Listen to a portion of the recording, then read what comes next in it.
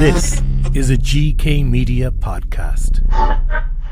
This podcast is part of the GK Media Studios Creators Network, helping people tell their stories.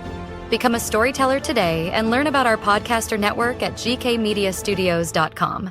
Welcome to this week's edition of Gary Talks Business Bytes, and I'm delighted to be joined online by Daniel Tolson, who really focuses and helps people on becoming a better leader. He's an author of 8 books. He has a Guinness record.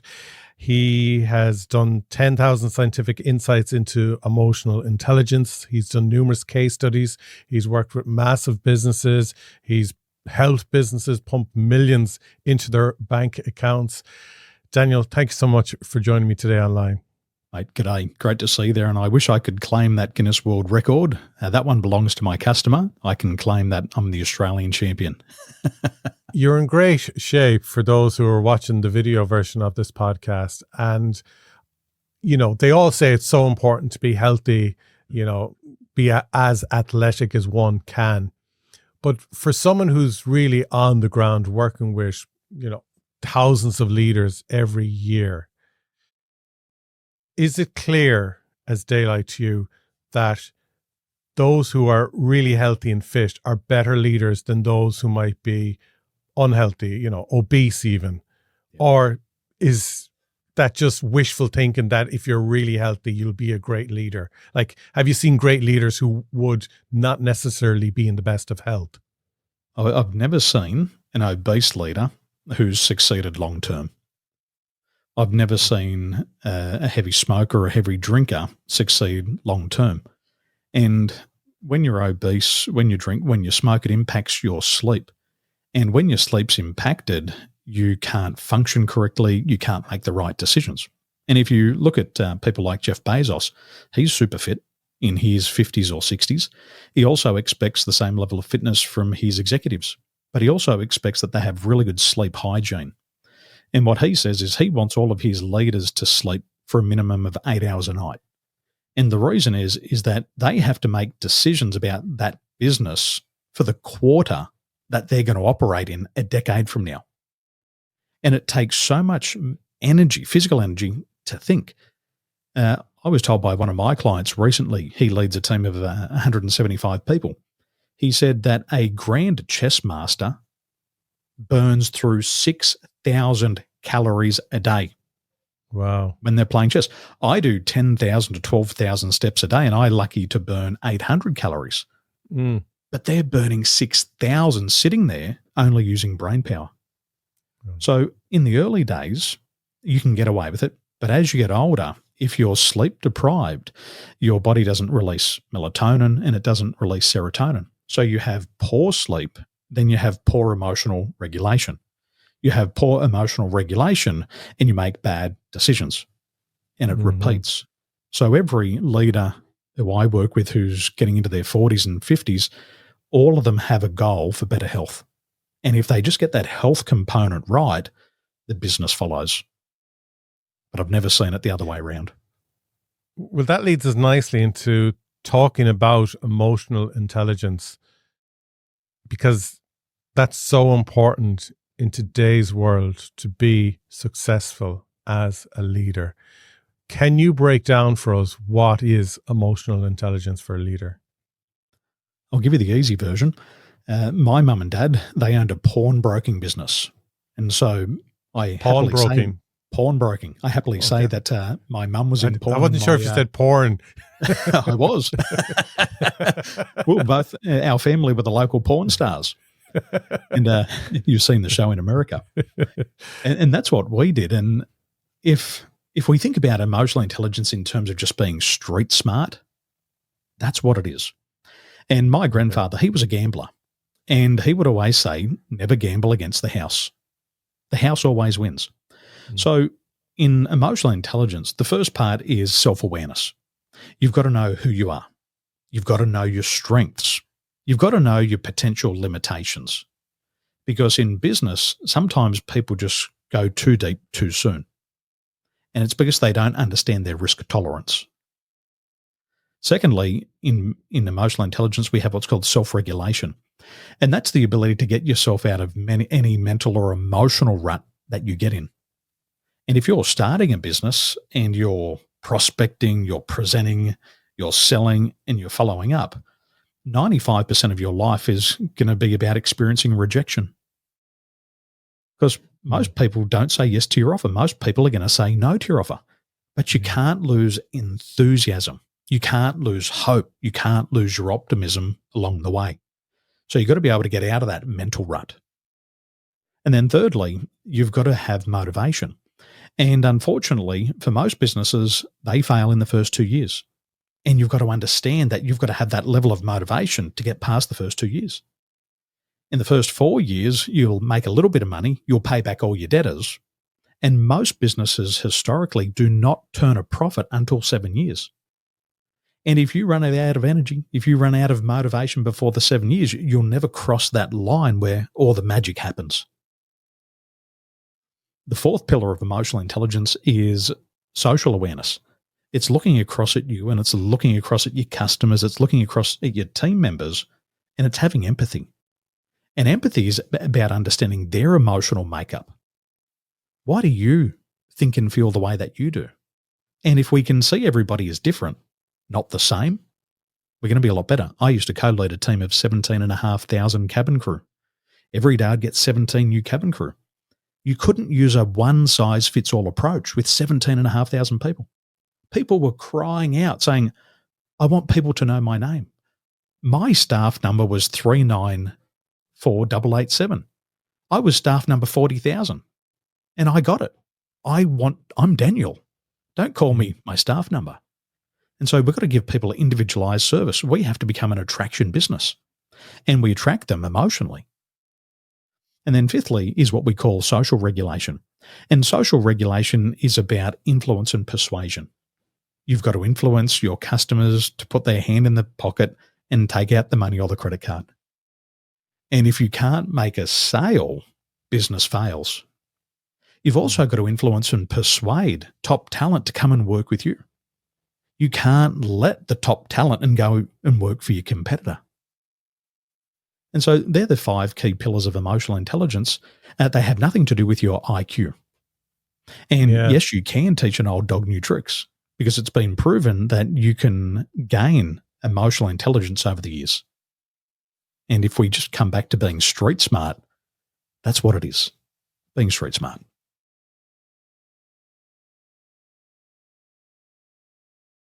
Well, there's so many great points you hit on there.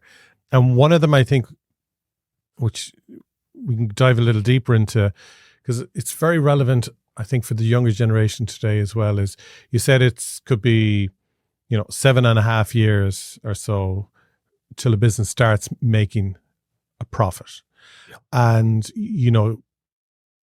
there's a lot of discussion at the moment where young people go on TikTok or YouTube and they're seeing these people getting into their private jets and, wearing the Rolex watches and getting in the Lamborghinis, and they're talking about their wealth and how easy it is to make money online and da-da-da-da. And they're saying now through case studies that they've done is people actually feel worse about themselves watching this content online because they feel there's a much bigger gap than ever before between where they are and where these people are apparently in the world and what they aspire to be. And it's so important that when you go into business that you're not doing it for the money, because after 2 years, your motivation will be gone, that it's really down to your core value of your passion, your real inner drive for doing it. Because, you've probably seen it yourself as well over the years of people who come up with a concept and it's nearly like a get rich quick scheme for them. They think, everyone will be bowled over and want to do this and buy this. And when it doesn't start going that way for them, instead of tweaking and improving, they just drop everything and walk away. We don't live in the 70s, we don't live in the 80s, and we don't live in the 90s. Pre-2000s, people didn't have the access to the information that we have today. And we can see it taking place in real time during the American elections. They're fact-checking these politicians live, debating. I have sat in front of customers, like we're sitting together now, and they're fact-checking me whilst I'm talking to them. Okay. Now, at the start, you're like, oh my gosh, they don't trust me. They don't like me. It's not about that. Is that they've been ripped off in the past and they don't want to be ripped off again in the future. So people have this level of knowledge that they have access to. But the problem with social media, we have information, we have disinformation, and we have misinformation. And we look at all these influencers who have got these Rolexes, who have got these nice cars, and we start to second guess ourselves because we think, what's wrong with me? Why can they have it and I can't? But from the work that I've done, I've had more than 25,000 leaders go through my programs. I can tell you, my leaders who have businesses that are doing $4 and $5 billion a year aren't driving cars like that. They're not wearing the Rolexes. They're not flying around in private jets. And they're the people who've got the big businesses. I have seen people lose almost everything going through COVID. They wear $25 shirts. They wear $100 jeans. And they say business will take everything from you. But they're the real deal. I've got a cousin, he employs 500 people. And I borrowed my friend's Omega watch. It was about $7,000. And I showed up to the office and I said, hey, how you going? And he looked at the watch and I said, what do you think of my watch? He said, nothing special. He just said, how are the profit margins in your business? And I said, well, I was expecting that. And I said, and it's not my watch. And he said, well, you shouldn't buy it until you can really afford it. Yeah. So we've got to be careful.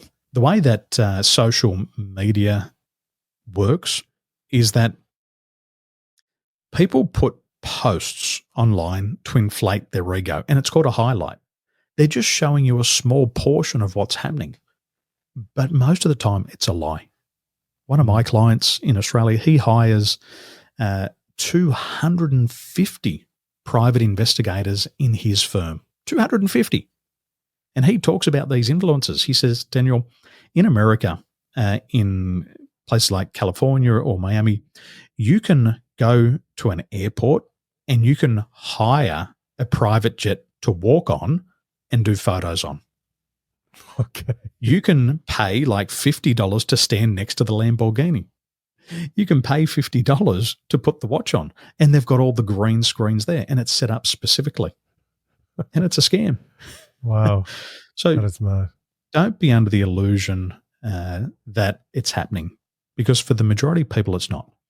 My mentor and good friend, Brian Tracy, he said, Daniel, most business success comes down to the principle of the last man or woman standing. Most business success is just about you keeping your door open for one day longer than everybody else. Yeah, so true. And if you're that person, eventually you'll get all the customers. Yeah. I've been there with my family. We had our pawnbroking business. We had competitors start up against us. They tried to undercut us. They tried to overpay. And all we could do was keep our doors open because we knew that they couldn't do that for more than a couple of years. And it wasn't until our 17th year in business that we saw our best profits. But by waiting that long, my parents have been retired, self-funded retirees for more than a decade. They'll never have to work this lifetime, probably not next lifetime. But they were just the last business standing. Yeah. And we've got to think like that. We have to think long-term rather than short-term. It's proven that people who have a longer time perspective, where they look at their business and they see themselves operating in 30 and 40 and 50 years' time, they make better decisions. Because if you're just about the dollar today, you're going to rip everybody off. And once you burn the marketplace, you'll be kicked out of town. They'll drive you out of town.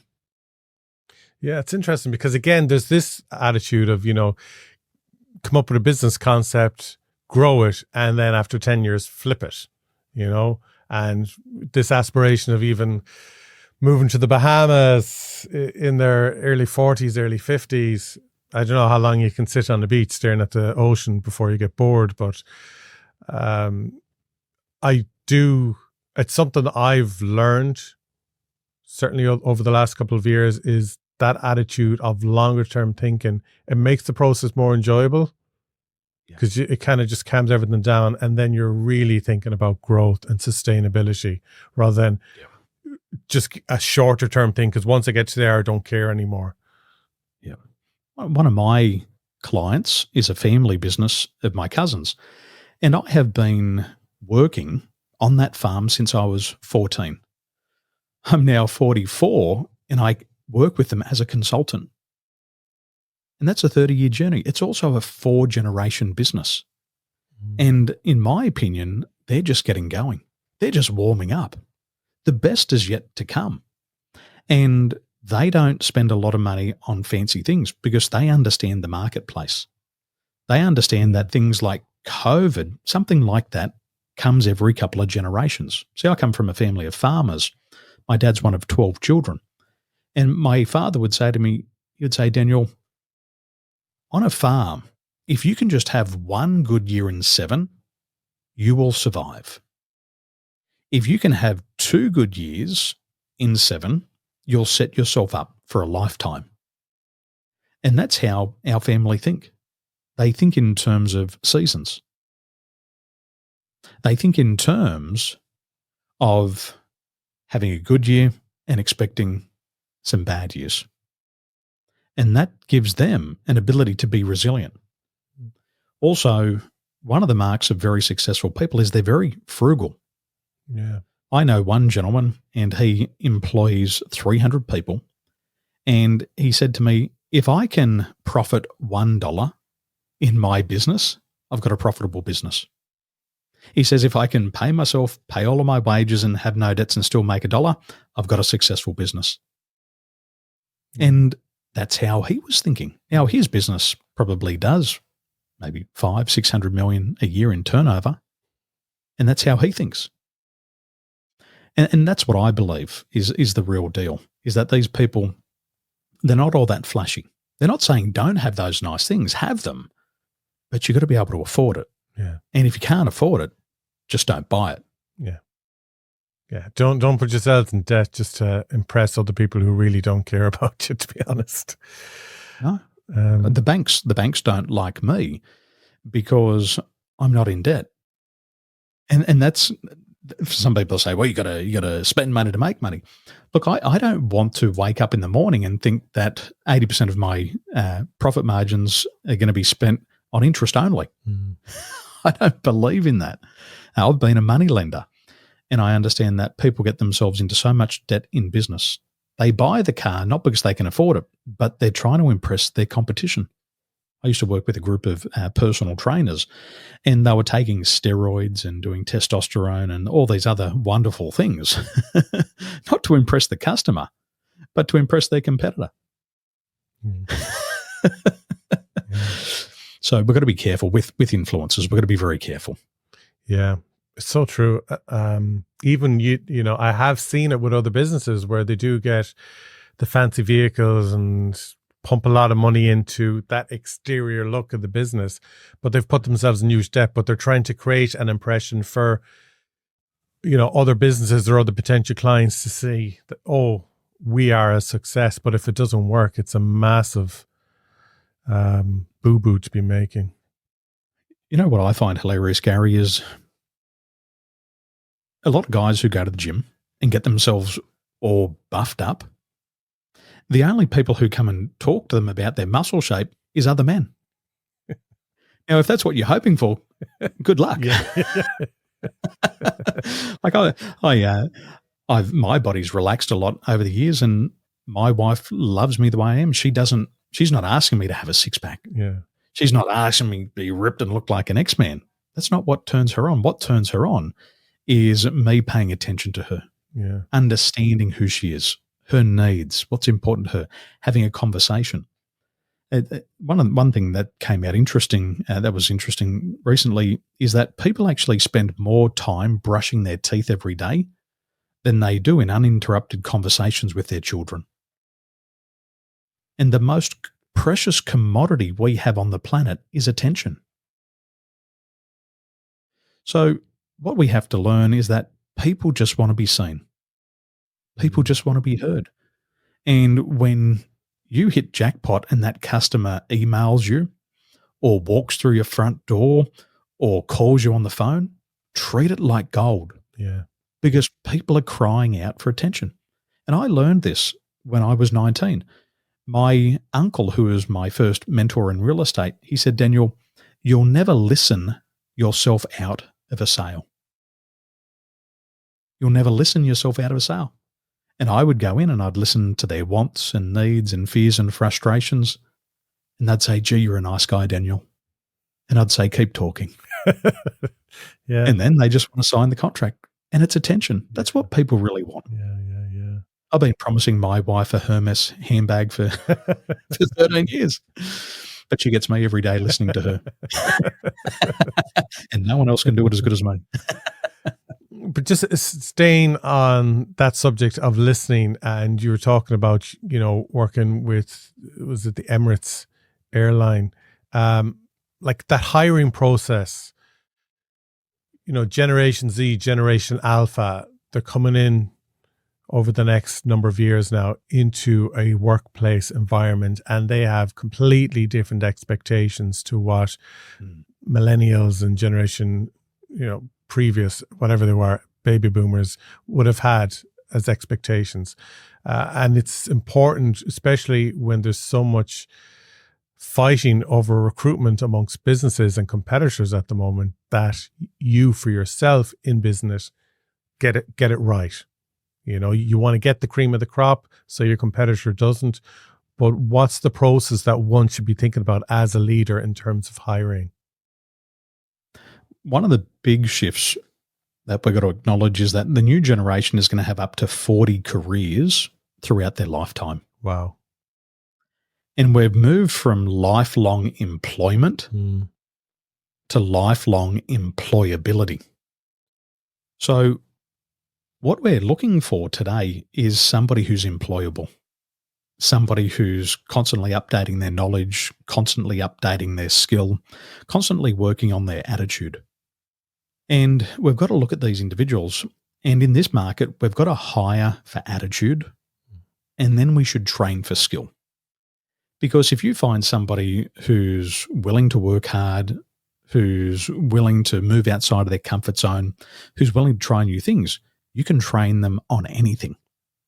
And you can do it fast. We've got to remember that to learn a business skill takes no longer than 20 hours per skill. That's it. Most business skills take about 20 hours to learn. And then you just stack those skills on top of each other. So we've got to find good people with the right attitude. And when I do hiring, there's one thing that I'm looking for. We have a look at a couple of different scientific methods, and we look at people's ability to think critically. And when we're looking at their critical thinking skills, there's one thing that shows up. Is this person trainable or not? If you're doing your research on the individual and using some scientific methods, and this person's not trainable, don't hire them. Don't hire them. Because it's been proven to me over the past 14 years that everybody who's untrainable will turn over in your business in the first 30, 60 or 90 days. Yeah. Look for people who are trainable. But how do you find someone who has a good attitude and B, is trainable? Well, the first thing is we've got to get our biases out of the way. And that's a huge thing. And in Australia and in America and in Europe, about 89% of hiring managers have biases. And so what happens is they go, oh, wow, Daniel, love his accent. He's going to fit in here. And they'll make a decision based on an accent. It could be your local Gaelic football team. Yeah. Oh, he supports the same team as me. He must be a good bloke. Let's hire him. And 89% of hiring managers admit to that. And this is the illusion. And so what happens is because they're just doing it on intuition, they make a lot of mistakes. They say that if you put 2 women and 1 man in a job interview, it's a 76% higher chance that the woman will be employed over the man because of this sexism bias. If we're not seen to be hiring women, then we might be called sexist. Yeah. And so even if the man is better, all things considered, they'll still hire the woman. And that's a bias. Yeah. The other fascinating thing is that when it comes to the bias, 5% of hiring managers will admit to making a hiring decision in the first 60 seconds of meeting somebody. 60 seconds. So the point that I want to make is we've got to hire slow and we've got to fire fast. And we've got to know the numbers. In today's market, you're going to have to look through about 250 applications to find 15 suitable people. Out of those 15, 3 will be exactly what you're looking for. And then when you find your one person and you give them an offer, you've got a 50% chance of getting that person. And that's the fact. So it takes about 100 hours. But if you rush that process, you'll just get the wrong people. And 66% of people won't fit your culture. So you've got to slow it right down. You've got to figure out what's my target. You've got to start with the question, what does superior performance look like? Superior performance, you've got to say, if I was going to build a robot to do this role, how would they approach problems? How would they approach people? How would they handle the pace of the environment? How would they handle policy? Now, if you can build a template of what superior performance looks like, it's been proven that those superior performers produce 800% more results than the low performers. I personally work with a gentleman at the moment. He is a high performer. He's going to write $2.5 million in fees this year, and the average person in his area is struggling to write 250. Same product, same service, same area. He's just a template of high performer. And if you start the hiring process with saying, this is exactly what we're looking for, that's the bullseye. And we're just going to aim for that. Yeah, yeah. But if you're just 1 degree off course, you're going to miss the bullseye every single time. Yeah, true. It's like when I came to Ireland for the first time. I looked in this magazine called T&T magazine, and it said, come and work on a dairy farm in Limerick City. And I rang the guy up and said, I'm looking for the job. And he said, come and start straight away. And I flew out of Heathrow. I landed into Limerick. I waited at the pub for about 4 hours. And then he showed up and he had about 3 teeth in his mouth. And he said, come on, hop in the car. And he took me off to the dairy farm. And then that night I thought he was going to eat me and peel my skin off. And I ran away the next day. I didn't even last a day because he didn't even qualify me. He just said, well, if this guy wants to work on a dairy farm, he must be good. But all of that effort, all of that time that I wasted to the poor guy. Yeah. And then I shot off down to Cork and Killarney and Waterford. I was supposed to be working. Well, dairy farming is hard work, so you probably made a good choice there. Yeah, and I think I got out alive. Yeah. So it's just going through the process a little bit slower. And then once you do find the right person, you've got to onboard them into the business really well. When I joined Emirates Airline, the process was magnificent. They ring me up and said, Daniel, congratulations, you've got the job. Check your email. There's your ticket. Get to the airport at this time. You're going to meet this person. You're going to fly from Sydney to Dubai. You're going to land in Dubai. Somebody's going to hold a sign that says Marhaba, which is welcome. Then we're going to take you to head office. They're going to put money in your hand. They're going to give you keys to a hotel room. They're going to give you your uniform and a month's salary in advance. Wow. Once you do that, day one, you're going to start to train. You're going to do this for 6 weeks, and this is your career progression. And everything they told me happened. And I was like, wow, this is incredible. And I wanted to stay. I was so committed to the company. And they've shown that most decisions to leave a business occur in the first 24 hours. Wow. Somebody gets onboarded and they're paired up with a buddy. The person who they pair up is the worst performer. The person who hates the company the most toxic person, and says, hey, let me tell you how things work around here. And they go, oh! I had it the other day. One person was hired, boss came in and wasn't prepared for the onboarding and made a comment about what the new generation was wearing. Criticized his clothes. The guy left immediately. that position had been vacant for 100 days. That position's going to be vacant for another 100 days because he was criticized about what he was wearing. Yeah. But no one prepared him. Yeah. So with this new generation, we've just got to prepare them. Yeah. We've got to set the expectation. We've got to tell them how it really is around here. But we should also give them a game plan moving forward. This is what's going to happen on day one. This is how we're going to educate you, train you. These are your entitlements. We're going to fulfill our promises. And if you do that, commitment to the company goes up 1,800%. And if you can do that in your business, you don't have to worry about high turnover. Mm-hmm. And all high turnover businesses are low profit. And the reason why they're low profit is the hiring process is so expensive.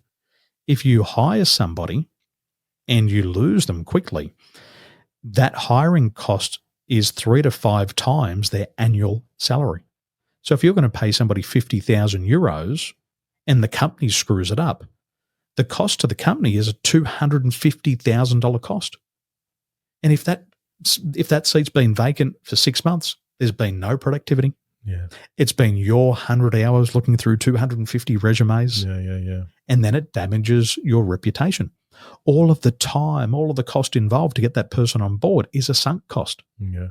And there's not one profit and loss statement in the world that measures the cost of bad hires. Yeah. True. But if you start it on there, we would say, whoa, we as the business have to get it right. Some of the things we do, we've seen a decrease in the risk of a bad hire by up to 93%. All turnover virtually stops. And then they build the winning team. You don't have to have 30 people on your team. If you get the high performers, you just need 5 good people. Yeah. One thing I want to touch on before we finish up is you were working with 200 leaders recently. I think you did 600 studies, and it was to see what makes them all different, what makes one leader different from another and so on. But there was one key thing that they all had in common, which I thought was fascinating. Talk to me about that. We have a piece of technology. It's called vocal biomarker technology. And what we're measuring is the brainwave frequency inside of people's voice. And in a 90-second clip of their voice, we can understand what makes them stressed. We can understand their personality type, what they want, what they need to get and stay motivated. We can also have a look at the energy levels in the body. And there was one thing that when we performed these 600 case studies on 200 leaders, the one thing that was in common with all of them was they lacked confidence. They didn't have enough willpower to pursue their hopes, their dreams, and their wishes. They were all incredibly intelligent. Mm-hmm. They were all incredibly well educated. They were subject matter experts. They just didn't have the guts to go for it. And I believe that if we all just get the confidence, if we just have the guts to go for it, if we just take one step out of our comfort zone every single day, everything will be okay. And I've done the research. Most millionaires are low IQ people. And the reason that they're successful is they don't overthink it. They're a little bit stupid. And what we say is that ignorance is bliss. They don't overthink it. Yeah. They don't let their intelligence get in their way. They just put their back into it. They have the guts and they go for it. That's brilliant. And that's the one discovery, was just the number one thing was confidence. And I believe that if anybody's listening to this today, if you ask yourself the question, if I had the confidence, if I had the guts to go after what I wanted, what would happen? And everybody knows what would happen. You would speak to more people, you'd have more conversations, you'd get the opportunity to present. You wouldn't care about people taking advantage of you because you'd have the confidence to bounce back. Mm. You wouldn't care about rejection because you know your worth. You know what you're good at. You wouldn't care about the comfort zone. You'd say, this comfort zone sucks because everything that I want is outside of the comfort zone. And then you'd say, you know what? I don't care about making a mistake. If I make a mistake, so what? I'll learn from it and I'll course correct. Yeah. And if we just have the guts and the confidence, everything starts to come together.